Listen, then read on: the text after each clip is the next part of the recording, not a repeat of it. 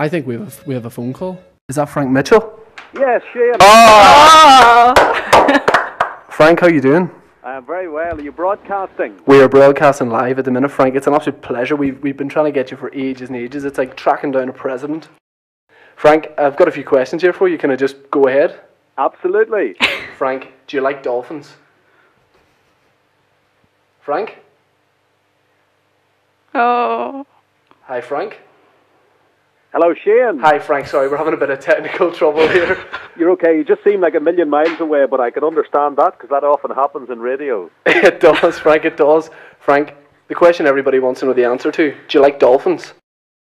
Dolphins? Yeah. Absolutely. Who wouldn't like dolphins? You'd have to be a dolphin fan. One of my favourite record labels in years gone by was the Dolphin record label, and you're probably too young to even realise that there was a record label called after the most beautiful creature in the sea. Oh, definitely, Frank, definitely a bit too young for that. Frank, tell us, how did you get into the TV game? Actually, Shane, I started in radio, and I worked on Radio Carousel in Dundalk in County Louth when I was about 17 on a community radio station. And after a few years there, I moved to the BBC as a radio producer. I was a radio producer with BBC Radio Ulster, and from there to Downtown Radio as a presenter, and from Downtown to UTV, to the TV as a continuity announcer. I was a reporter, weatherman, presenter of various programmes, and on U105, their radio station as well. Frank, is it true you did all that in 1 year? I did all that basically in about 5 minutes in my mind because I'd always planned to do something like that. I'd always reckoned, you know, I'd like to do A, B, C and D and do it all rather quickly, but it's not like that, as you know. Yeah, of course. It takes time to make the progress, but it's been very enjoyable. Frank, have you ever seen a ghost? I have seen a ghost. I've been in the company of a ghost in Kiltonga in Newton Ards. In the Downtown radio station, I saw one in the station many, many years ago. And since then, I've been sent out to do reports by UTV to various haunted houses. Oh, yes. And finallys at the end of the news. And I've been in a few haunted houses. I believe the ghosts are there, and I'm quite happy to encounter them from time to time. Oh, Frank, if you were to see a ghost and it were to speak, I mean, what would Frank Mitchell say to a ghost? What does Frank Mitchell say to a ghost? I think the best approach is to have the same approach you have to anyone else you meet along the way, because I have this sort of theory in life that you treat your boss as your boss and everyone else as a potential future boss. I like that, Frank. Same with the ghost, you know, you never know. It could be a future boss just dressed in a sheet. Frank, do you devise the weather watching clues yourself, or is that done by a team? There is a team based in the attic in Havelock House. All of team of ghosts stay in the attic, maybe controlled by the ghost of Havelock House.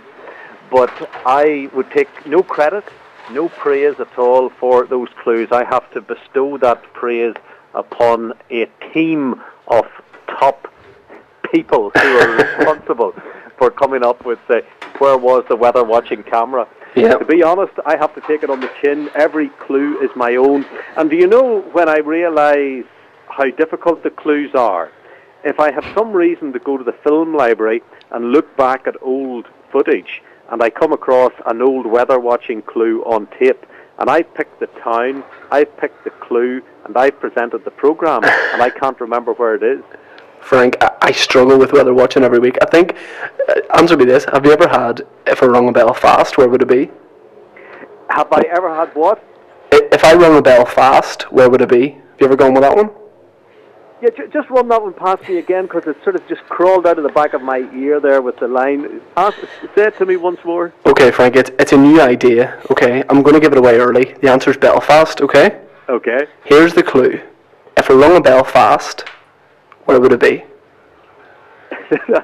I think I should sign you up, actually. Frank, I'm looking for a bit of work, I'll be honest. I think you could be the man. You could take on the role. That would free up like 2.5 hours of my day. If you took on that particular role, I would have no call to actually write the weather watching clues. Frank, do you think you could train me like Mr. Miyagi and the Karate Kid? Sometimes it's difficult, but I can sense from your broadcasting style that you would be a quick learner. Definitely. You would be the sort of individual who could make progress and I think would be willing to learn. Frank, I always want to learn. And, well, as I say, I originally was a teacher. I'm more than happy to spread whatever broadcasting expertise I have. And if you're willing to be the first student, sign up and join the course. Is this a new scheme you're running, Frank? Say again? Is this a new scheme that you're running? Well, you see, you always have to have your options open for the next opportunity. And if teaching young broadcasters to be better broadcasters is an opening, I'm your man. But you'd probably find from some of the lecturers at your university that they'll steer you well away from me. Frank, there's pictures all over this campus of Frank Mitchell, and underneath it just says "Achieve." I like that. I'm going to carry that with me. Do you know I'm about 7 minutes away from going live at the news headlines with the weather teas, and about 25 minutes, half an hour away from actually doing the weather. And you're going to get me sacked. Well, Frank, I'm going to ask you a few quick questions, and then I have a guest here who would love to speak to you. But I've got a few multiple choice questions, just one or the other kind of thing. Shorts or Speedos? Oh, without a doubt, shorts. Okay. Custard creams or bourbons? Oh, custard creams. Steven Seagal or Jean-Claude Van Damme? Van Damme. You were very quick in with the Van Damme. Yes, your man's got much too high-pitched a voice for my liking. He does. Frank, just before I pass you on to your special guest, how many Jamie DeLargys out of 10 would you give my interview?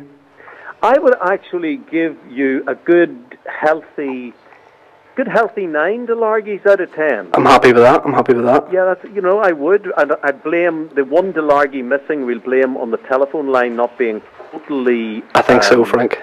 Totally clear. Yeah. So therefore, I missed one or two of your questions. So you've got 9 DeLargys out of 10, and any more than one DeLargy is an achievement, I think, in the Western world. So yeah. Frank, it's been an absolute honour to speak to you. I know you're a busy man, but genuinely really appreciate you taking your time to speak to us. Ian, pleasure. Thank you, and continued success in your broadcasting. Thank you very much, Frank. Just before you go, just remember, if I rung a Belfast, where would it be? Belfast. I like that. It's now got into my ear. I must use this. Maybe tomorrow night. Maybe. And then again, maybe not. Don't cut me down, Frank. Frank, thank you very, very much. Really appreciate that, and all the best. Thank you.